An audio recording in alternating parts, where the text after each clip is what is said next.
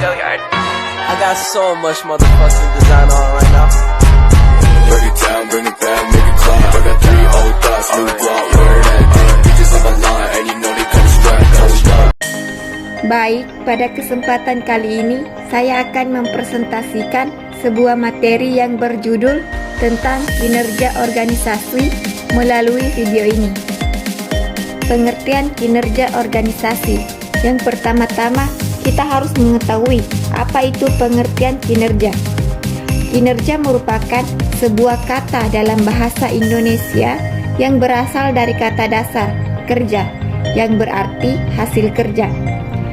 Kinerja pada dasarnya merupakan hasil kerja secara kualitas dan kuantitas yang dicapai dalam menjalankan tugasnya sesuai dengan tanggung jawab yang diberikan. Adapun faktor-faktor yang mempengaruhi kinerja, baik hasil maupun perilaku kerja, diantaranya kemampuan dan keahlian, pengetahuan, rancangan kerja, kepribadian, motivasi kerja, kepemimpinan, budaya organisasi, dan lingkungan kerja. Yang kedua, kita harus mengetahui apa pengertian dari organisasi. Organisasi adalah kesatuan atau susunan yang terdiri atas bagian-bagian dalam perkumpulan untuk tujuan tertentu, atau kelompok kerjasama antara orang-orang untuk mencapai tujuan bersama. Manusia sebagai individu niscaya hidup dalam suatu masyarakat. Hal ini merupakan kodrat selama manusia hidup di dunia.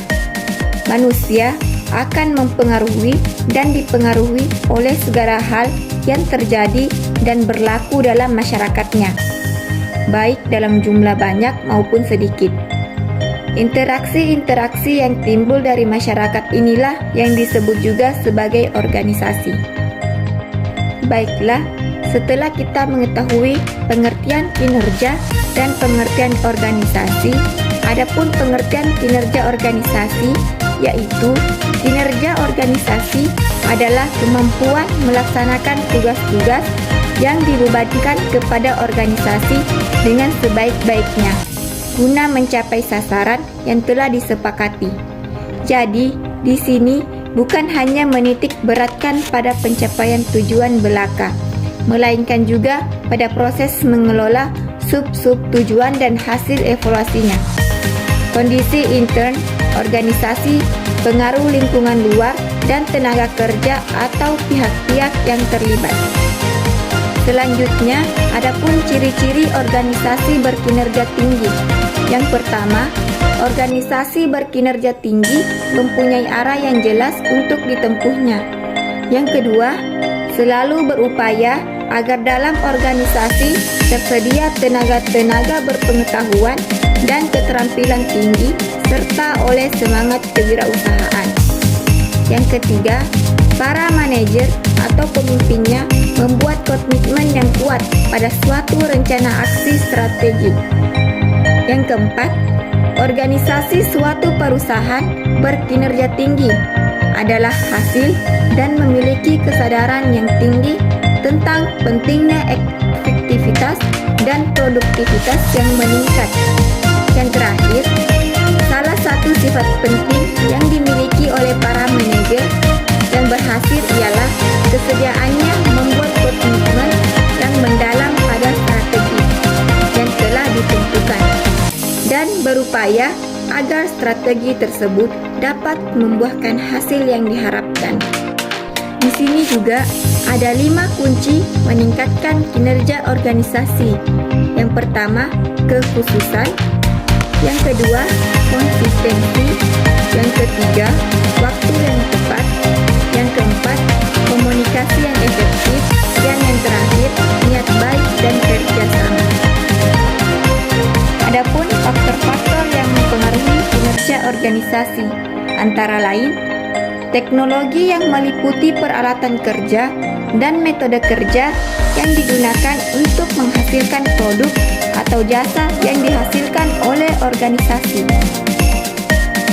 kualitas input atau material yang digunakan oleh organisasi, kualitas lingkungan fisik yang meliputi keselamatan kerja, penataan ruangan, dan kebersihan, budaya organisasi sebagai pola tingkah laku dan pola kerja yang ada dalam organisasi yang bersangkutan, kepemimpinan sebagai upaya untuk mengendalikan anggota organisasi agar bekerja sesuai dengan standar dan tujuan organisasi.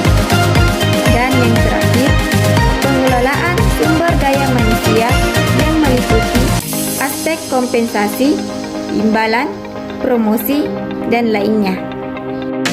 Dan yang terakhir, adapun kesimpulan dari penjelasan-penjelasan tersebut bahwa kinerja organisasi sering diabaikan karena yang menjadi fokus adalah untuk mendapatkan keuntungan sebanyak-banyaknya.